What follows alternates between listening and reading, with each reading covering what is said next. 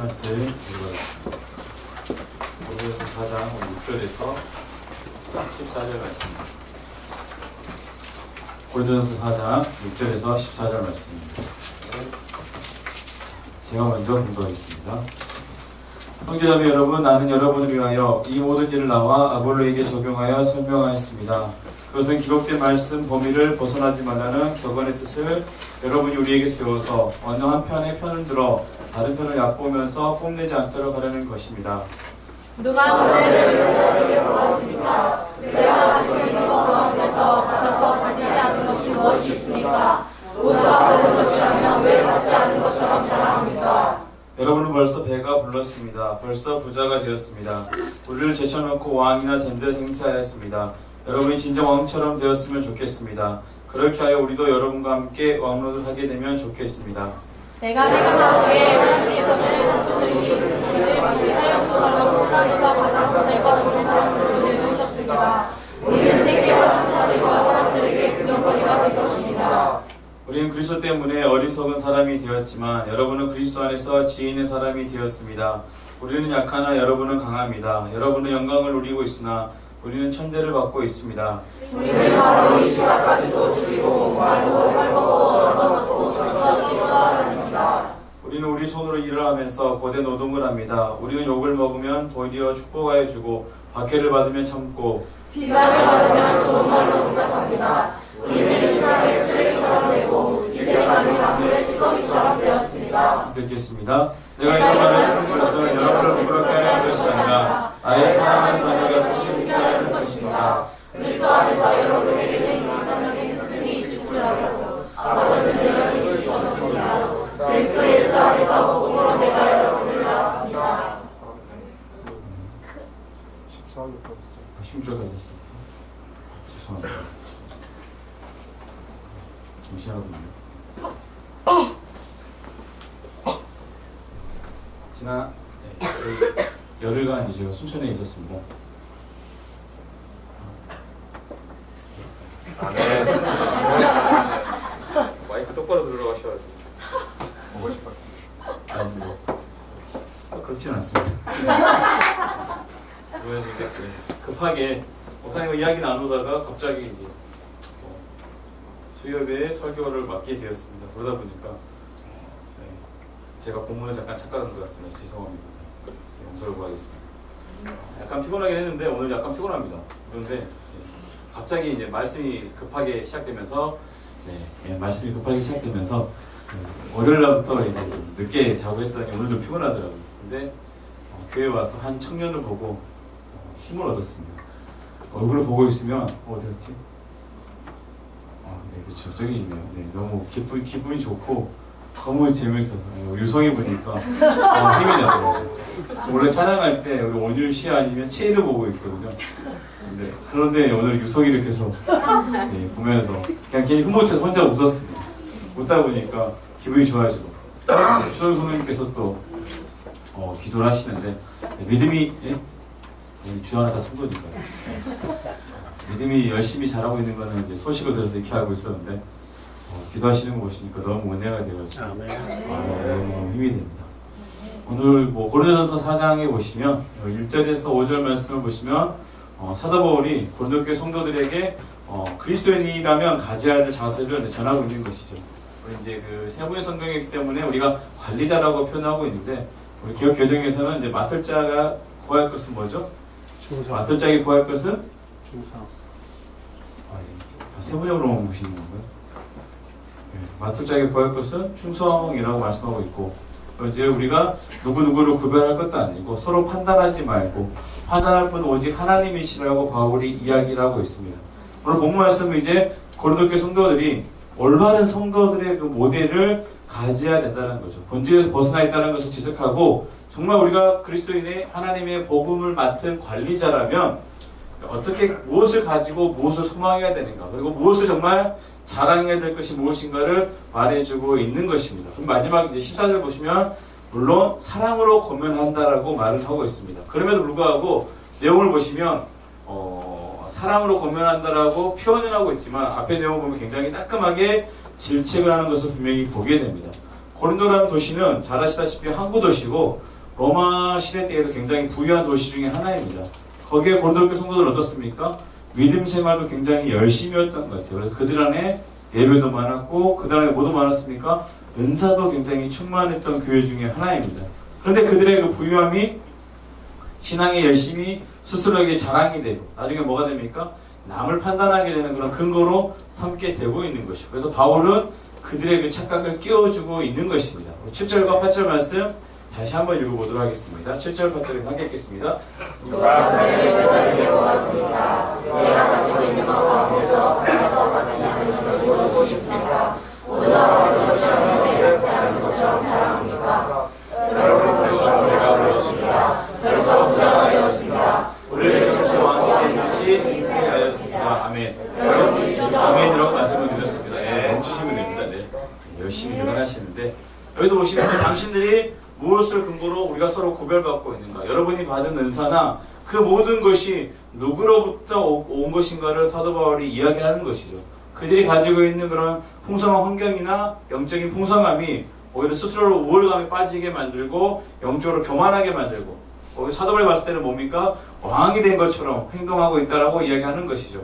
요즘 말로 치면 자뻑을 넘어서서 심각한 영적 교만 상태라고 볼 수가 있는 것입니다.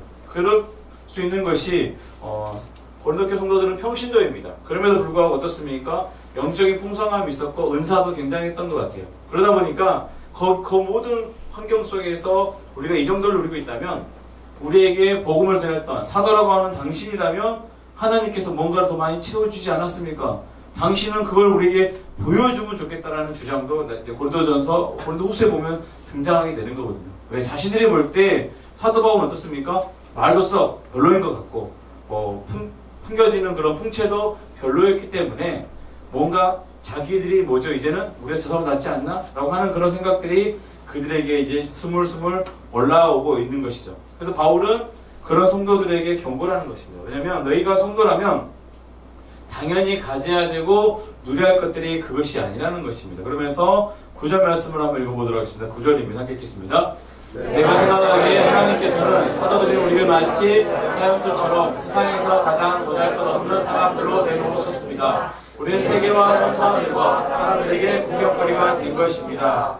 그렇죠. 우리 기독교적인 말씀 보면 우리를 끄트머리에 두고 천사와 세상에게 구경거리가 되겠다라고 얘기하는 거죠. 이 부분 말씀은 뭐냐면, 우리가 로마 시대 때 전쟁이 있게 되잖아요. 전쟁이 끝나면 어떻습니까? 이제 전쟁의 소식을 듣고 많은 노획물과 노예들을 데리고 오잖아요. 그래서 그 광장에 다 이렇게 이렇게 쫙 보여주는 거죠. 그 중에 잡혀온 사람들은 어떻게 됐을까요? 한쪽 끄트머리에서 이제 죽임을 당할 사람들도 있고, 왜냐면 이제 그 중에 고관들이나 왕들이면 백성들이 본 앞에서 죽여주는 거죠. 그럼 어떻습니까? 환호가 있겠죠. 야, 우리가 정말 멋지게 승리를 했구나. 이런 걸 보여주는 시각적인 상황이라고 보시면 되죠. 바울의 현재 처지가 어떻습니까? 이런 노예물이나 포로들처럼 그냥 사람들이 그냥 구경하는 구경거리나 이런 상황으로 되어 있다는 것이죠. 너희가 생각하는 것과 달리 하나님의 사역을 한다는 것이 굉장히 쉬운 상황이 아니라는 것을 지금 고린도교 성도들에게 전하고 있습니다. 우리가 성경을 하나씩 읽어가면서 가장 먼저 부딪히는 것 중에 하나가 무엇입니까? 제가 신학교에서 이제 성경을 교리를 배우게 되고 신학적인 틀을 세워가면서 처음에 갔던 생각 중에 하나가 뭐냐면, 난 속았다라는 생각을 가장 많이 했었어요.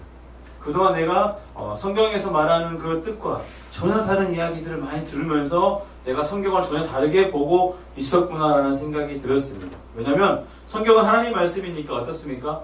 뭔가 은혜 넘치고 뭔가 드라마틱하고 읽기만 해도 그냥 가슴에서 그죠? 하나님이 너무 멋진 게 막 넘쳐나야 되는데 막상 읽어보면 어떻습니까? 안 읽어보십니까? 새벽마다 하늘에서 불이 떨어진다고 목사님 자랑하시던데. 표현들이 다들 눈꺼풀이 떨어지는 거 같아요. 도와주셔요, 도와줘. 불이 안 떨어지고 눈꺼풀이 좀 다들 떨어지고 계시는데 새벽과 같은 내가 지금 시간이 있었으면 좋겠습니다. 아멘. 아멘하지 말고 눈을 뜨셔야죠. 잘 생각해 보시면 우리가 생각하는 것과 달리 성경에서 은혜 받는 부분도 분명히 있지만 읽어보면 어떻습니까? 답답해지는 상황들이 굉장히 많죠. 특히 구약의 말씀을 읽으시면 악한 이스라엘 혼내고 계시는 건지 내가 혼나고 있는 건지 착각이 될 때가 분명히 있습니다. 잘 될 것이다. 내가 널 사랑한다. 이런 이야기도 부족한데 어떻습니까? 정신 차려라. 너희들 죽는다. 이런 이야기만 계속 들려오니까 힘이 들 때가 분명히 있습니다. 신약도 마찬가지입니다. 신약도 읽어보시면 사복음서는 예수님의 이야기가 있고 그렇지만 그 이야기도 마지막에 뭡니까? 고난을 받으시고 죽으시잖아요. 근데 부활 장면은 살짝 나오시고 부활하셨으면 뭐 하셔야 되죠? 이제는? 예? 부활하시면 뭐 하셔야 되죠?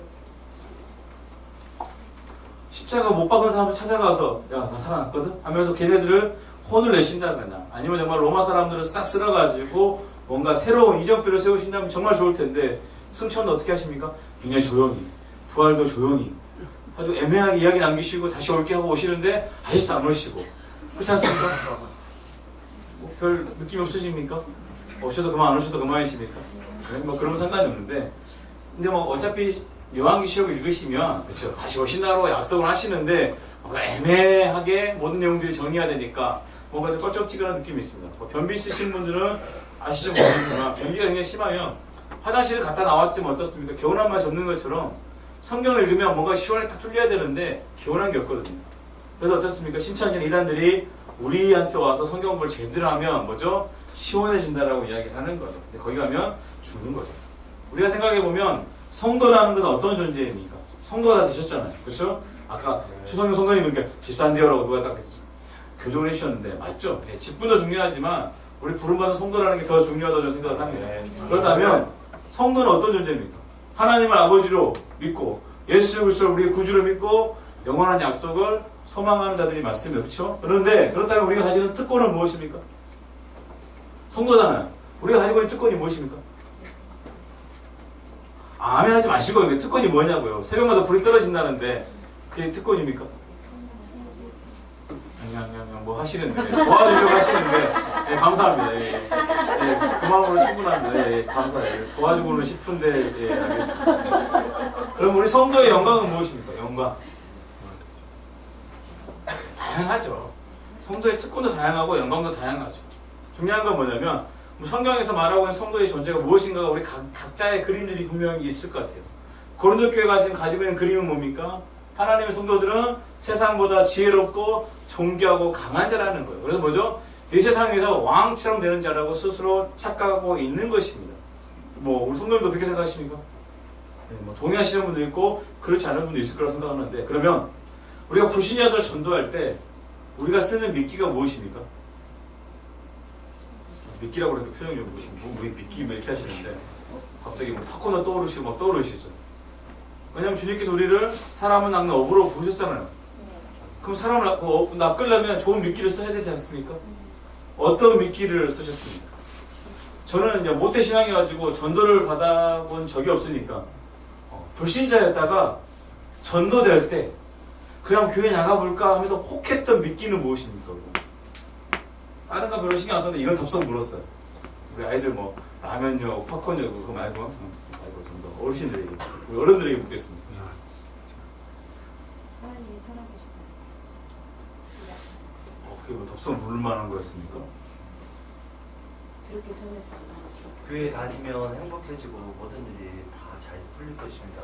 한번 감사합니다. 다녀보세요. 예, 감사합니다. 되게 저런 걸 보면 혹하죠. 하나님이 살아계시다면 보여줘봐 하는 게 낫지. 살아계셔 하고 이게 덥석 물기가 쉽지 않은데 저것도 은혜라고 생각합니다. 예, 제가 만약 불신자라면 하나님 살아계셔. 저는 보여줘봐 이렇게 할 것 같아요.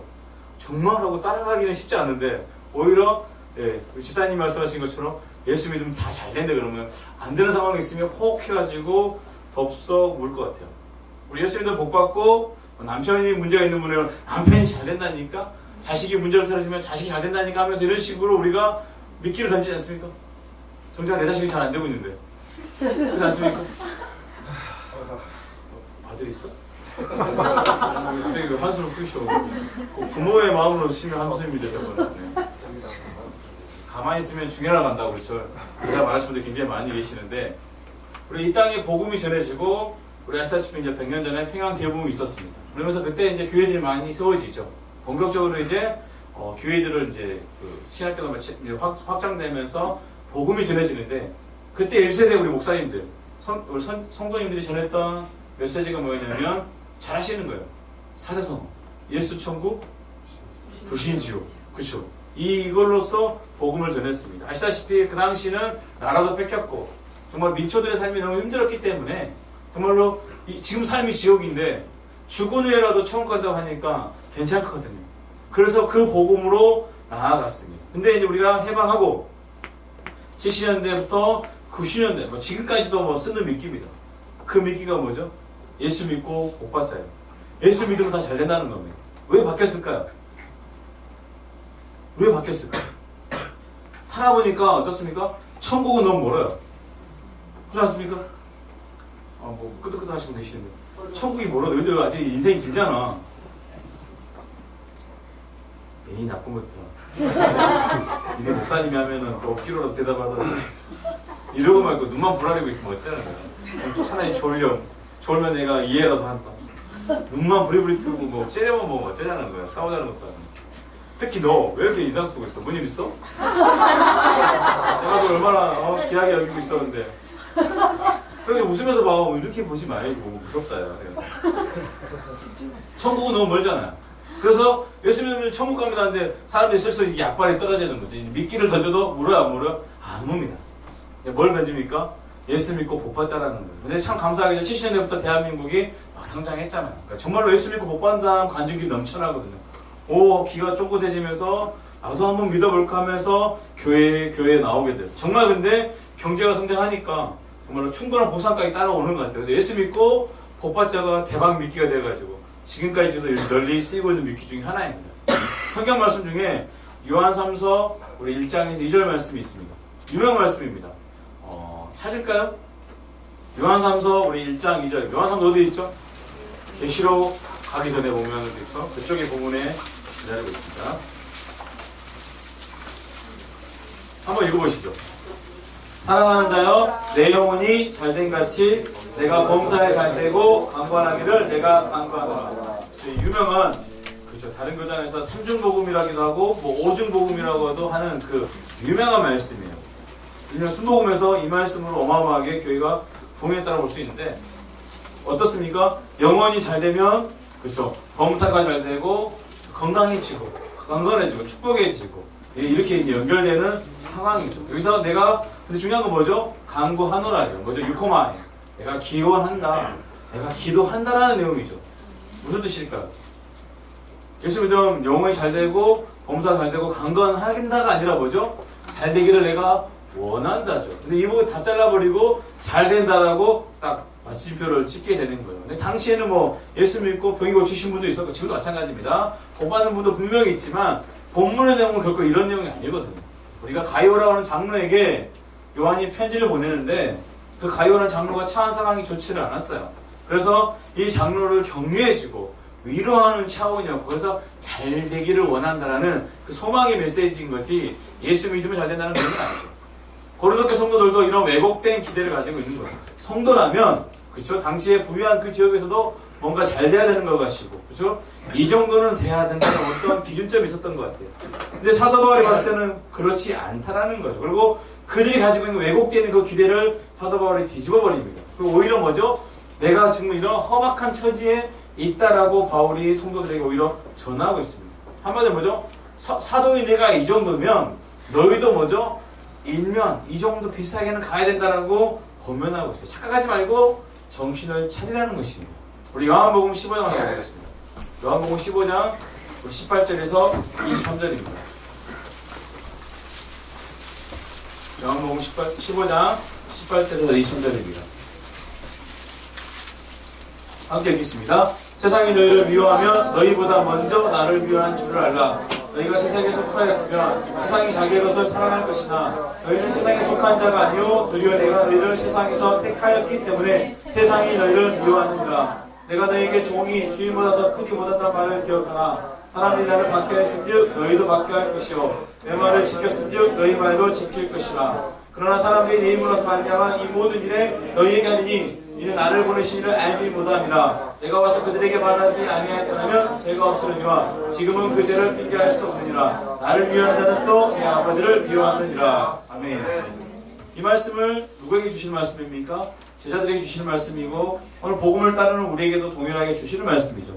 하나님의 백성으로 살아가는 믿음의 전쟁이 결코 만만치 않을 것이라고 알려주시는 거예요. 그러면서 주인이 나도 핍박을 할 건데 종이 너희들은 어떨 것이냐라는 거죠. 종은 더 받을까요? 덜 받을까요? 종이니까 좀 덜 받을 수도 있을 것 같고 종이니까 무시당해서 더 받을 수 있을 것 같고 그렇죠? 고민이 될 텐데 종도 분명히 그 핍박 속에 있는 거죠. 어떻게 오늘 본문의 바울의 고백과 굉장히 비슷합니다. 나는 사도지만 보잘것없는 취급을 받고 있다라고 이야기하죠. 저런 꼴로 살아가고 있다. 근데 뭐 이것이 누구의 방법입니까? 하나님이 일하시는 방법이라는 거죠. 한마디로 세상이 이해할 수 없는 방법으로 지금 나를 사용해 주시는데 이 사용법을 너희도 알고 있기를 바란다는 것입니다. 그러면서 고린도전서 우리 1장으로 가보겠습니다. 1장 자신이지 말고 가세요. 1장 우리 26절에서 29절입니다.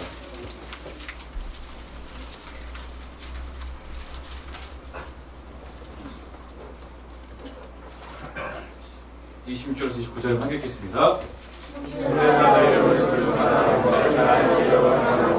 능한 자가 많지 아니하며 문벌 좋은 자가 많지 아니하도다. 하나님께서 이 세상에 미련한 것들을 택하사 지혜 있는 자들을 부끄럽게 하시려고 세상에 강한 것들을 택하사 강한 것들을 부끄럽게 하시려고 하나님께서 세상에 천한 것들과 멸시받는 것들과 없는 것들을 택하사 있는 것들을 폐하시느니 이는 아무 육체도 하나님 앞에서 자랑하지 못하게 하려 하심이라. 아멘. 하나님께서 쓰시는 사람의 방법들이 굉장히 다양한데 하나님이 약하고 부끄러운 자를 쓰신다는 것이죠.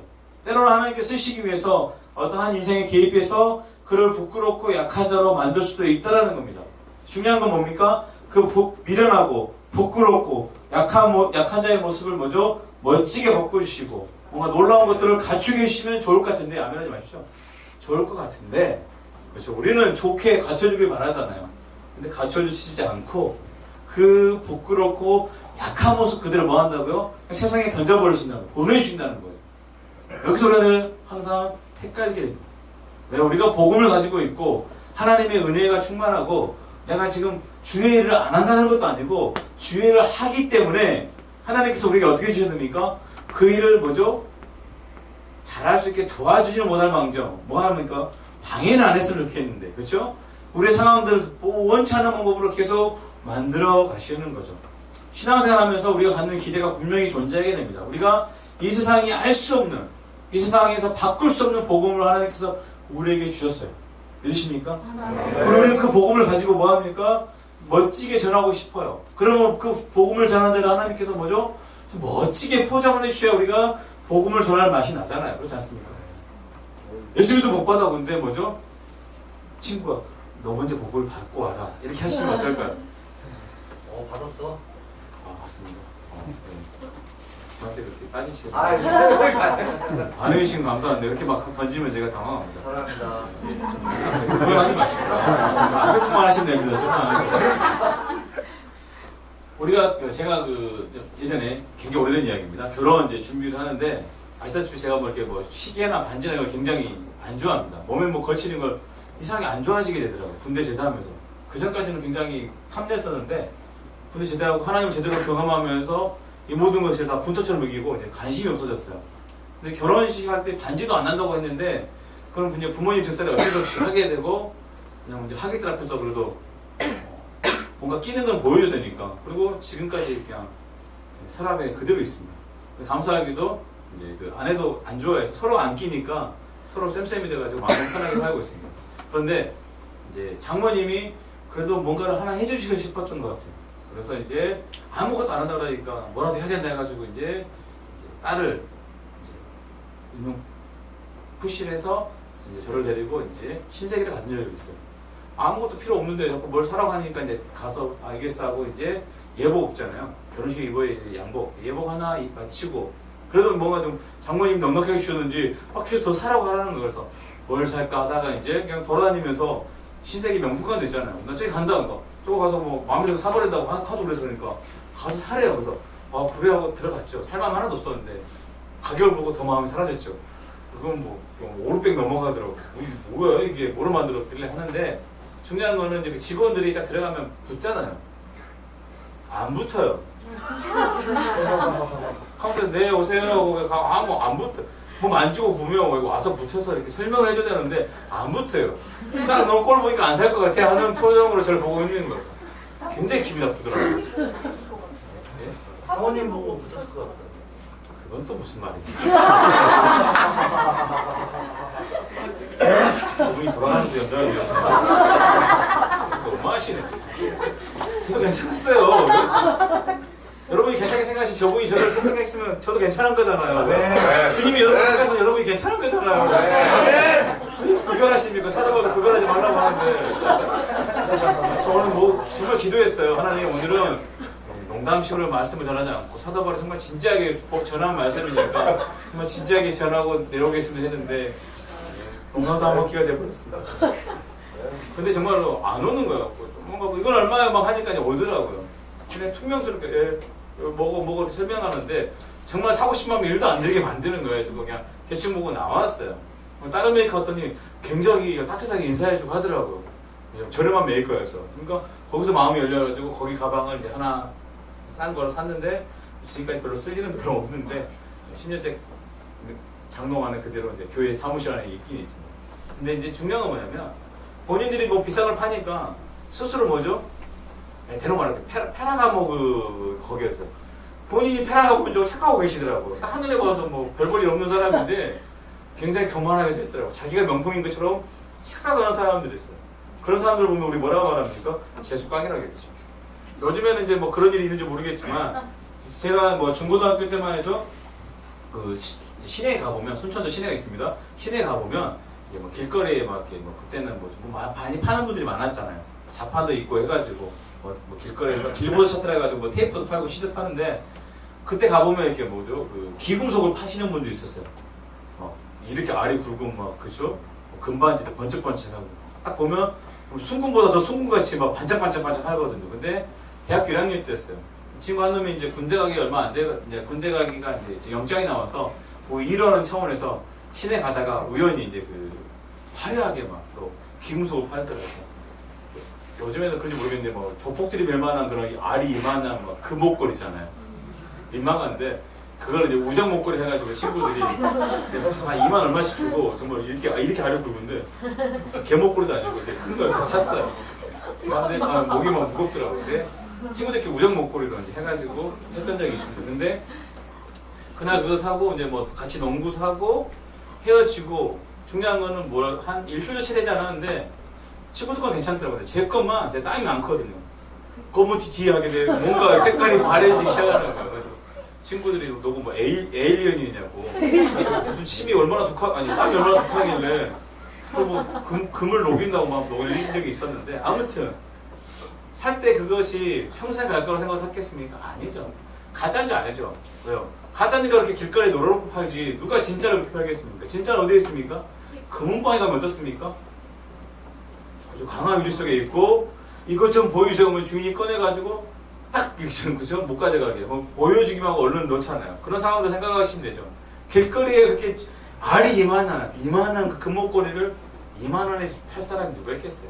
그냥 가짜인지 아는데 우리끼리 뭐죠? 우리가 차고 다니면 사람들이 진짜라고 볼 것 같아서 샀는데 정말 일주일도 못 쓰고 버린 적이 있습니다. 재미난 건 뭐냐면 성경에 보면 하나님께서 그 귀한 것을 그렇게 길거리에 놀아놓으셨다고 말하고 있습니다. 천국은 마치 뭐죠? 밭에 감추인 보화라고 얘기했거든요. 우리 이 말씀을 읽을 때 그 보화를 얻기 위해서 모든 것을 다 팔아야 된다는 그 상황 때문에 뭔가 잘못 이해하고 있어요. 천국에 가려면 우리가 가진 모든 것을 포기해야 된다고 오해하는 거죠. 그건 아닙니다. 무슨 의미냐면 천국의 가치를 알아보는 영적인 눈이 띄어지는 순간 어떻게 됩니까? 세상에 그 어떤 것보다 뭐가 더 귀하게 여기게 됩니까? 천국이 귀하게 여기기 때문에 다른 것들은 결과대로 포기하게 될 수밖에 없어요. 포기가 아니라 그냥 버려지는 거죠. 바울이 말했던 것처럼 분토처럼 여기게 되는 거죠. 예수 그리스도를 아는 지식이 가장 깊기 때문에 마찬가지죠. 천국을 보는 눈이 열리는 순간 세상의 그 어떤 즐거움이나 귀한 것들이 뭐죠? 그냥 포기하게 되는 거죠. 그런데 잘못 오해해서 천국을 소유하려면 모든 것을 다 포기하고 아니죠. 모든 것을 포기할 의미가 없어요. 왜요? 그게 정말 귀하면 우리는 그거 포기라고 생각하십니까? 만약에 여러분이 옮기시는 교회에 터가 하나 나왔는데 그렇죠? 알고 보니 거기가 2년 후면 그 앞에 길이 지나간대요. 그럼 어떻게 됩니까? 대박. 그죠? 대박이죠. 우리 말씀에 대박인데 모든 걸 팔아서 목사님 저 길을 우리 꼭 가야 됩니다라고 누군가 얘기해 줄 거예요. 그렇죠? 이걸 포기라고 말씀하시는 겁니까? 아니죠. 더 귀한 것을 얻기 위해서 그냥 버려지는 것들이에요. 그 개념을 생각하시면 돼요. 근데 중요한 거는 네. 천국이 그만큼 귀하고 큰 건데 그 귀한 천국이 지금 하나님 어디에 있습니까? 헤롯 궁전 보석함에 있습니까? 어디에 있다고요? 다 말해줬는데 이것도 모르면 어떻게 해야 되는 거지? 천국은 마치 어디에 있다고요? 밭에 감춰져 있다고 몇 번을 말씀을 드렸는데 그렇죠? 이런 분들이면 이 넌센스 퀴즈도 먹힐 것 같네요. 천국은 몇 월입니까? 큰일입니다. 천국은 마치라고 말하고 있지 않습니까? 맞아요. 3월. 뭘, 왜 이거? 아무도 아는 사람이 한 명도 없는데. 제가 좀 고급스러운 유머를 던졌습니다. 영어 모르는 애들 왜? 빨리 지혜로워져서 영어를 좀 많이 알기 바랍니다. 예. 네, 천국은 3월이에요. 알겠습니다. 예, 여러분. 예. 이 천국이라는 게 3월만 생각하지 마시고 제발 예. 밭에 있다고요. 밭에 감춰놨다는 걸 생각하셔야 돼요. 왜요? 왜 밭에 감춰놨습니까? 밭에 흔하게 감춰져 있기 때문에 누가 그걸 발견할 수 있죠? 우리같이 능력 없는 사람도 그 보화를 가질 수 있게 되었다라니까요. 헤롯 궁전 보석함에 있으면 아무나 그것을 가질 수 있습니까? 절대 가질 수 없는 거죠. 근데 재미난 건 뭡니까? 하나님이 그 천국을 누구에게 묻어줬죠? 우리에게 묻어줬습니다. 우리가 그 밭대기라니까요. 그래서 우리가 그걸 와서 야 이게 굉장히 귀한 거라니까 말하는데 네가 갖고 있으니까 믿을 수가 없어라고 세상 우리에게 이야기하는 거죠. 왜요? 우리가 성도가 된 후에 하나님 우리에게 주신 은혜가 너무 커서 갖고 싶어서 때로 헌신도 하고 봉사도 하고 전도도 열심히 합니다. 그렇지 않습니까? 이게 나쁘다는 것이 아니라 그 안에 뭐가 있습니까? 하나님이 나를 사랑하셨으니까 나도 거기에 맞춰서 뭔가를 해보고 싶은 열심이 분명히 있어요. 그렇다면 예수를 전하고 싶은데 예수 믿고 뭔가 자랑할 거리가 나에게 있어야 되는 거예요. 그렇지 않습니까? 아멘 하지 마세요. 이건 아멘할 건 아닙니다. 거기 있어야 된다고 우리는 늘 생각하고 있는 거예요. 왜냐면 내가 복음을 전하고 싶은 제 친구 한 명 있습니다. 근데 그 친구를 보니까 자녀들이 다 공부를 잘해요. 학원 하나도 안 가요. 너무너무 잘해요. 알아서 그냥 스카이를 갔다 하고 이야기를 하겠습니다. 그럼 졸업하면 그래도 좀 백수로 살아야 되는데 바로 또 우리나라에서 가장 좋은 직장을 다 들어갔어요. 표정이 왜 안 좋아요? 배가 아파가지고 막 표정들이 이상해지시네. 알겠습니다. 그러다 치고 예를 드는 겁니다. 근데 그 복음을 전하는 그 친구도 그냥 아버지, 할아버지 때부터 잘 살아가지고 돈도 많아요. 예, 너무 감정이입하지 마시고 얼굴 찌그러지면 안 됩니다. 예를 드는 거예요. 심지어 동안이에요. 성부도 좋아가지고 친구도 많아요. 또 인신도 좋아요. 지금까지 그 친구 만나서 내가 밥 사본 기억이 하나도 없어요. 굉장히 좋은 친구예요. 주위에 보니까 적이 한 명도 없어요. 이런 정치하면 잘할 것 같은 친구예요. 무엇을 전달하시겠습니까? 예수로. 근데 예수가 한숨이 돼가지고 예수로가 아니라 예수로. 뭔가 예배 시간이니까 예수를 말하긴 해야 될 것 같은데 예수를 말하는데 이 초라한 예수를 우리가 어떻게 전해야 될까요? 그냥 뭐로 전하시겠습니까? 진심 어린 마음으로. 예, 진심 어린 마음으로. 아까 예수님도 못 받나 하셨으니까 야, 예수님은 못 받는데 야, 너 먼저 많이 받고 와라. 그럼 어떻게 하실 겁니까? 해주세요. 예. 해주세요. 예, 계속 하십시오. 나도 받은 것 같아. 근데 내 얘기를 해줘요. 간증 같은 거. 아, 다른 사람들 것도 하면서 유튜브로 또 보여줘요. 예. 간증 같은 거죠. 예, 동영상을 제가 또 카톡으로 보내줘요. 예, 그러면서 해요. 예. 제가 그 친구라면 하나도 안 움직일 것 같은데요. 네. 우리가 하고 싶은 방법들은 다양한데 뭔가 지금 다들 김이 많이 빠지신 것 같아요. 근데 재미난 건 뭐냐면 결국 고려대교 성도들이 그리고 있는 그 기대감이 있죠. 그 기대감을 우리도 동일하게 가지고 있다는 거예요. 내가 그래도 세상 사람들이 알지 못하는 그 복음이 있고 하나님 나를 지혜롭게 만들어주시고 강하고 왕같은 존재로 만들어주실 것 같은 기대감 우리가 가지고 있다는 거죠. 오히려 뭐죠? 이런 착각이 심할수록 믿음 좋은 사람이라고 주변에서 평가하기도 합니다. 근데 성경은 뭐라고 말합니까? 성경도 마찬가지고 바울이 뭐라고 전하고 있습니까? 하나님의 사랑을 알고 예수님의 모습을 우리가 닮아가야 된다라고 이야기하고 있어요. 예수님도 뭐죠? 세상의 조롱꾼이 되셨지 않습니까? 십자가에 달릴 때 야 네가 메시 한번 내려와 봐야지.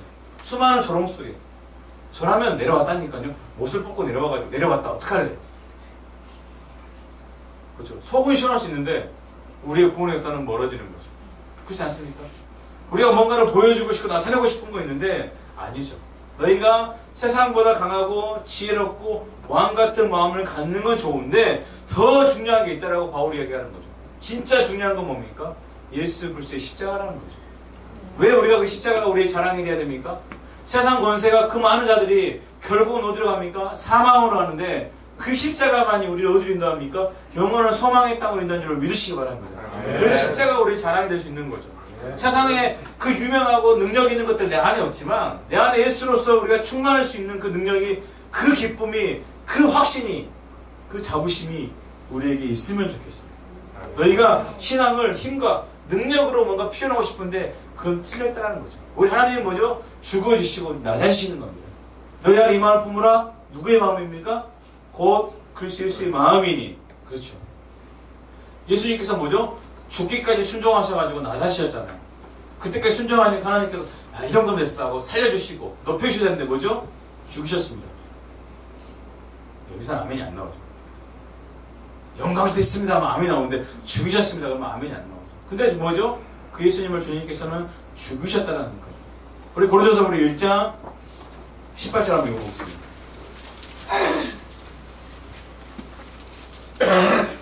고린도서 1장 18절 말씀입니다. 한번 읽겠습니다. 시작. 십자가의 도가 멸망하는 자들에게는 미련한 것이요 구원받는 우리에게는 하나님의 능력이라. 아멘.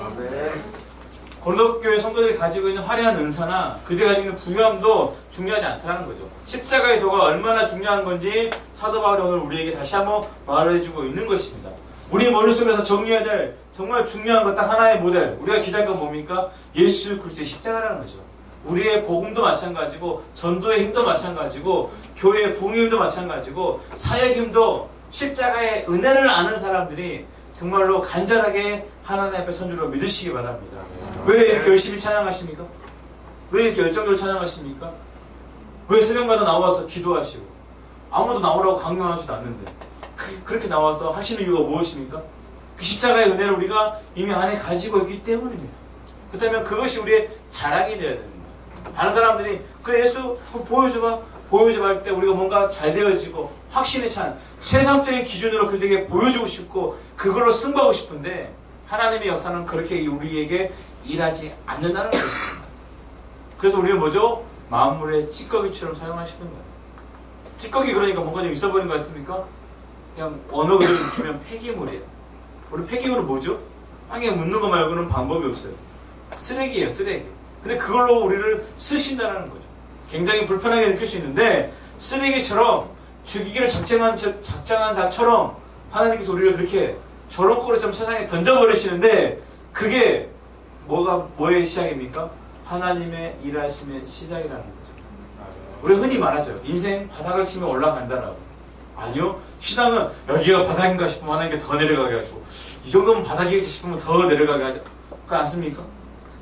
못해 먹겠네 그러면 갑자기 또 올려주시죠. 그렇죠. 웃으신 분들 분명히 있을 거예요. 네, 신앙 수준이 높으신 거예요. 아직 그 경험하지 못하신 분들은 굉장히 은혜인 줄 믿으시기 바랍니다. 왜 바닥으로 가면 더 큰 은혜는 있긴 있지만 재미는 별로 없습니다. 중요한 건 뭐냐면 근데 그 바닥을 경험한 사람일수록 십자가가 얼마나 큰 능력인지를 입술로만 고백하는 것이 아니라 삶으로 고백할 수가 있게 되는 겁니다. 우리는 하나님이 어떻게 일하시는가 그 일하는 방법을 다시 한번 확인했으면 좋겠어요.